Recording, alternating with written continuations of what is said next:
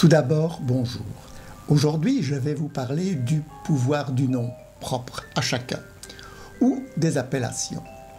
Il se peut que ce que je vais vous dire ne vous intéresse nullement ou alors du coin de l'oreille. Peut-être que pour vous, parler de la valeur du nom ou de son importance suscite un intérêt pour la chose.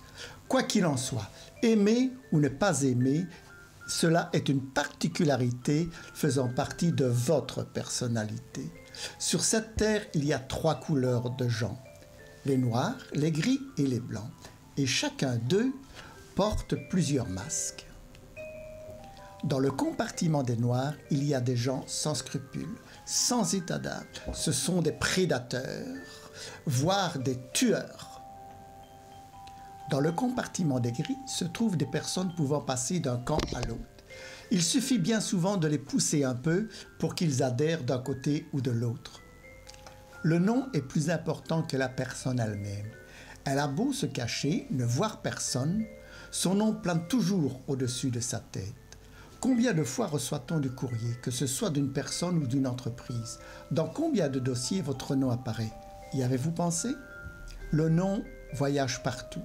Il parcourt parfois des milliers de kilomètres. Sans son propriétaire, il subsiste même encore après la mort, jusqu'au moment où il est oublié. Déjà avant de naître, l'enfant reçoit son nom et son prénom. Plus tard, les parents le déclareront à l'enregistrement des naissances, comme il se doit. De ce fait, le voilà programmé pour appartenir à un camp, qu'il soit noir ou blanc. Dans ces conditions, il est dès lors l'esclave de son nom. Il ressemble à une marionnette animée par les vibrations engendrées par sa dénomination, laquelle forme une mélodie qui sera à la fois le moteur et le gouvernail de sa destinée. Le destin d'un enfant n'est pas déterminé par la fortune des parents, mais seulement par l'héritage de leur nom. Cela exprime aussi le fait que par la naissance, le petit garçon ou la petite fille aura hérité d'un nom favorable à son épanouissement et surtout à son devenir. Telle la graine de séquoia contient l'arbre, telle se développe la vie de l'être sur le charme du nom. On peut dire que toutes les solutions existent en éventuelles possibilités. Tous les grands prêtres, hébreux, égyptiens, Incas, Mayas et bien d'autres encore étaient des manipulateurs de mots. Ils connaissaient le pouvoir des noms et la force du verbe. En ces temps-là, les enfants ne recevaient leur appellation que lors de leur baptême, afin de corriger d'éventuels défauts de caractère. Les surnoms d'autrefois sont devenus aujourd'hui des noms de famille, avec toutes les vibrations qui en découlent. Voilà, c'est terminé pour l'instant. Si le sujet vous passionne, nous en discuterons la fois prochaine. Il sera question des personnes mal nommées. Merci et à bientôt.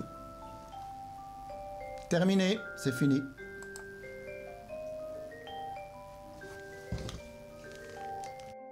Bonjour à tous. Sans citer de nom, nous parlerons des personnes mal nommées. Savez-vous que l'homme est programmé pour oublier? C'est un bien et c'est un mal. Le mal efface le bien et le bien efface le mal. Sur cette terre, le temps efface tout. Pourtant, certains individus rafraîchissent cette mémoire, suivant l'intérêt du moment. Par la naissance, l'être nouveau est devenu l'héritier de son propre combat. C'est une bataille sans merci, laquelle ne finit que dans la mort. Impitoyable est la force du nom, laquelle guerroie contre l'esprit de l'homme. Il faut savoir qu'un enfant ne vient pas au monde avec un instinct meurtrier, mais le mal nommé ne peut contrôler ses actes ni ses pensées. Il est tout simplement sous contrôle, ou si vous voulez, sous l'influence de son nom. Tout le monde est sujet aux manipulations mentales causées par le nom. Et cela depuis la naissance. Jour après jour, le charme agit, au début par la bouche des parents, puis par les camarades. Ensuite, l'instituteur prend la relève. Déjà, l'éducation a modelé la personnalité première, mais l'entreprise, la boîte où il gagne sa vie, renforce encore plus fort cette emprise du nom. Il faut remercier le ciel d'avoir un nom favorable qui ne vous fait pas tomber dans le sombre chemin de traverse répréhensible par la loi. La religion ne change pas un homme en démon. C'est le nom qui en est la cause, parce qu'il domine l'individu, par sa force ou sa fragilité. C'est-à-dire qu'il peut faire partie du camp des noirs ou des gris, comme vu la dernière fois.